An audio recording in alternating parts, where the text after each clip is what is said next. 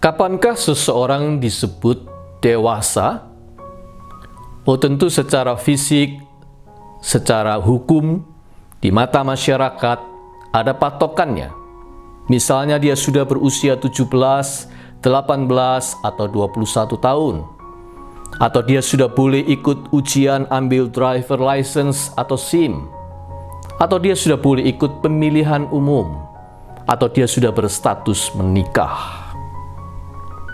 Tetapi dalam kenyataan kita tahu bahwa ada orang yang sudah berumur 30 bahkan 40 tahun, tetapi tingkah lakunya tidak lebih seperti seorang anak belasan tahun yang kolokan. Ada orang yang sudah punya driver license atau SIM, tetapi dia mengendarai kendaraannya dengan ugal-ugalan dan membahayakan orang lain. Ada orang yang sudah boleh ikut pemilu, tetapi ketika dia mengikuti kampanye, tingkah lakunya brutal bagaikan seorang teroris. Ada orang yang sudah menikah, tetapi tidak mengerti apa arti sebuah komitmen.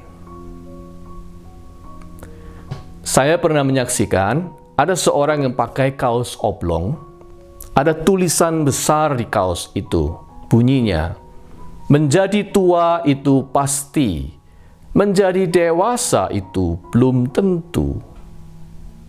Benar sekali, bukan? Apakah Musa pada waktu dia tampil dan berlagak menjadi seorang pahlawan atau hero untuk bangsanya, pada saat itu dia sudah dewasa? Kitab Keluaran 2 ayat 11 mencatat ketika itu Musa telah menjadi dewasa. Ditambahkan pula oleh Kisah Para Rasul 7 ayat 23 bahwa pada waktu itu usia Musa sudah mencapai 40 tahun. Jadi secara fisik, di mata masyarakat, di mata hukum, Musa sudah dewasa. Tetapi rupanya bagi Tuhan belum. Sebab Tuhan baru memanggil Musa menjadi pemimpin untuk bangsa Israel keluar dari Mesir 40 tahun kemudian. Ketika di padang gurun Sinai, Musa dipanggil Tuhan melalui penampakan nyala api dari semak duri. Jadi Musa yang waktu itu sudah berusia 40 tahun, ternyata bagi Tuhan dipandang belum dewasa. Mengapa? Sebab Musa pada waktu itu adalah Musa yang merasa dirinya hebat. Musa yang merasa dirinya cakap, pandai, berpendidikan tinggi, mampu melakukan apa saja yang menjadi dorongan hatinya.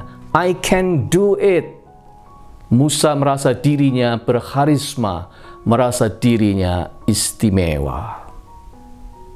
Musa, singkatnya, orang yang menganggap dirinya penting.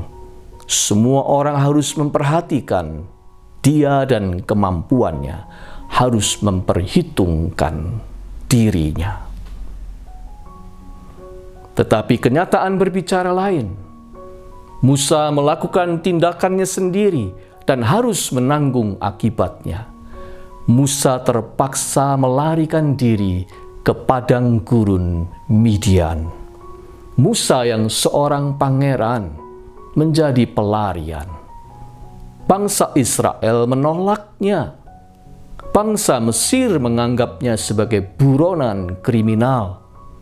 Musa sebagai ganti memimpin manusia, dia hanya menggembalakan ternak mertuanya. Musa dijauhkan Tuhan dari keramaian, dijauhkan dari panggung pusat perhatian.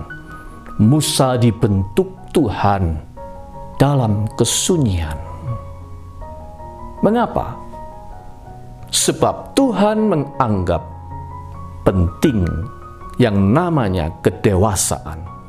Tuhan tidak pernah main-main dengan yang namanya maturity, kedewasaan. Kedewasaan itu adalah syarat mutlak dalam kehidupan ini. Menjadi apapun kita, kita dituntut untuk menjadi dewasa.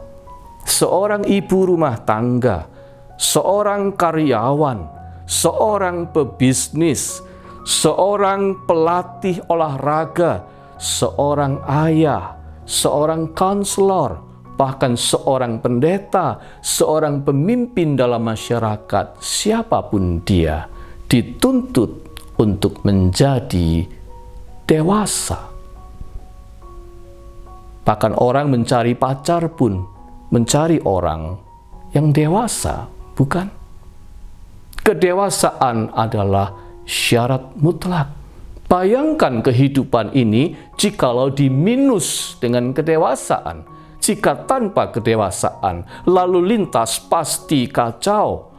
Kehidupan rumah tangga pasti berantakan. Komunikasi pasti macet dan penuh dengan konflik.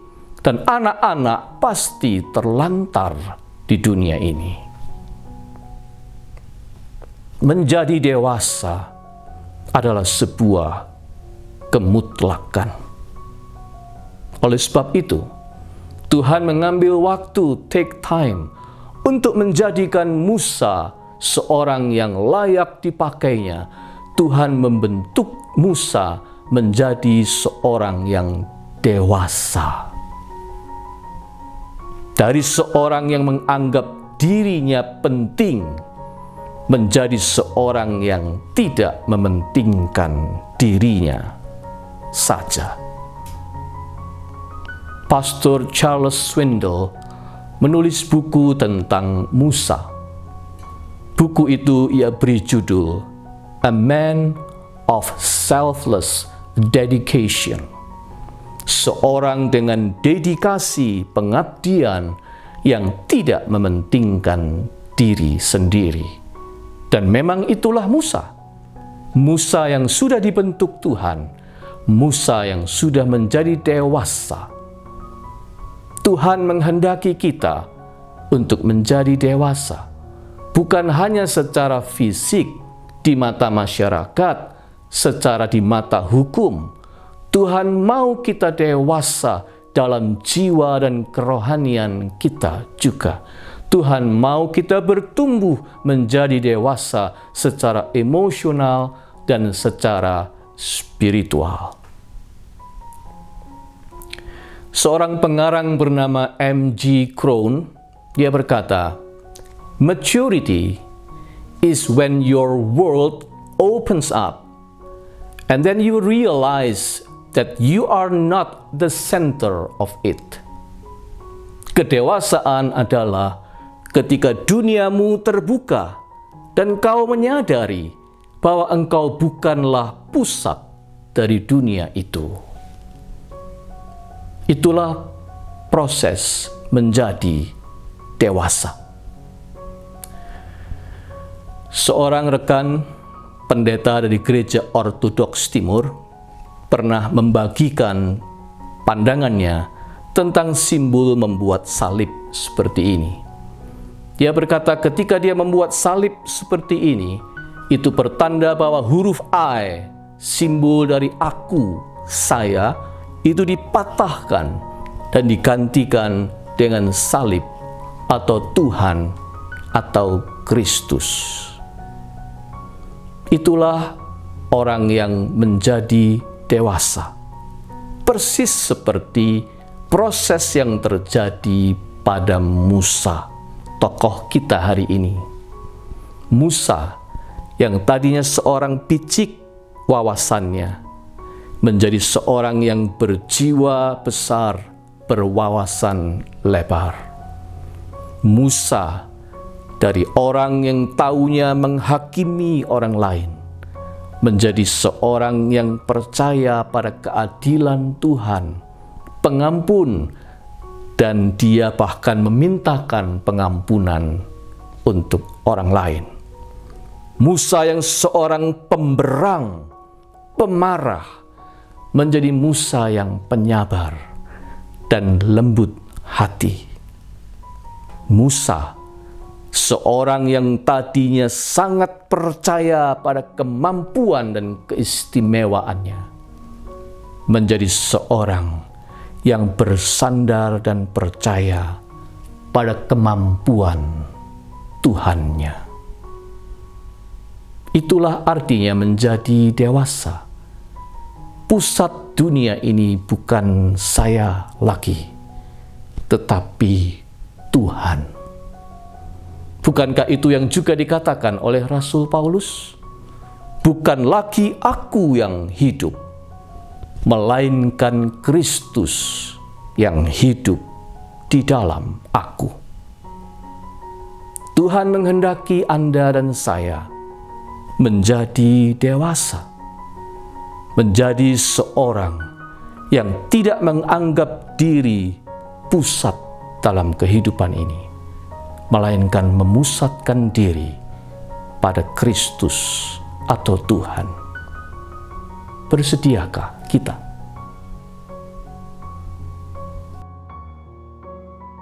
Bapa, Engkau meluangkan waktu dan bersabar demi membentuk sebuah jiwa yang kedewasaannya tumbuh memekar. Sebab bagimu, satu pribadi matang dewasa lebih bermakna daripada 1000 jiwa kerdil penyebar bencana. Engkau rindu kami tampil menjadi berkat. Itu sebabnya Engkau ingin membentuk kami supaya jadi kuat, supaya pertimbangan kami berhikmat, supaya kebaikan dan keluhuranlah yang selalu kami lihat, supaya hati kami menjauhi hal-hal yang tak bermanfaat, supaya tangan kami terbuka, merangkul dan bersahabat. Ya Bapa, meski tak jarang prosesnya berat, perjuangannya serba ketat, tetapi kami ingin belajar taat, sebab kami cuma tanah liat. Dan Engkaulah Sang Penjunan yang maha hebat. Bentuklah kami menjadi bejana yang bermanfaat, yang tahu menempatkan Kristus sebagai pusat, sehingga hidup kami menjadi berkat. Demi Dia, Kristus Sang Juru Selamat. Amin.